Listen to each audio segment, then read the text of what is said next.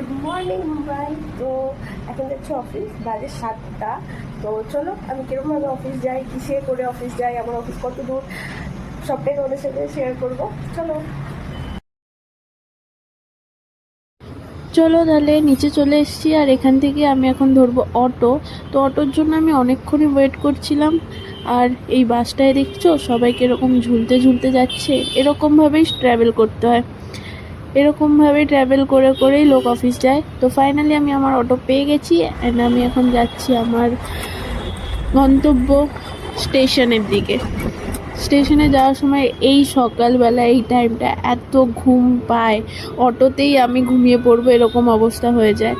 তো finally auto থেকে নেবে এবার স্টেশনের দিকে যাচ্ছি। আর একটাই কথা ভাবছি যে শনিবার দিনকে অনেক মানুষের ছুটি থাকে, অনেক, কিন্তু তাও শনিবারে এত ভিড় যে প্ল্যাটফর্মে জায়গাই থাকে না, এত ভিড়। ট্রেনেও এমনকি এত ভিড় হয় যে বসার সিটটাও পাওয়া যায় না। তো ফাইনালি আমি স্টেশনে চলেও এসেছি। তো এই যে মানুষ যাচ্ছে, এসেই যাচ্ছে এসেই যাচ্ছে, মানুষের কোনো শেষ নেই। আমার ট্রেনেরও টাইম দেখিয়ে দিয়েছে।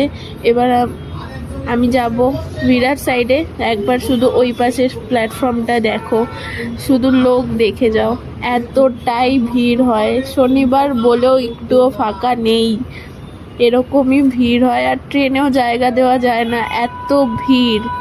ফাইনালি আমার ট্রেন চলে এসছে, এবার আমরা যাব হচ্ছে বিরাট সাইডে। বিরাট থেকে যাব আন্ধেরি, আমার অফিস আন্ধেরিতেই। কে কে নালাসুপাড়ায় থাকো অবশ্যই কমেন্ট করে জানাবে। আর আমি এখানে বসার জায়গাও পেয়ে গেছি। তো চলো টাটা, আজকের ব্লগটা এইটুকুনি।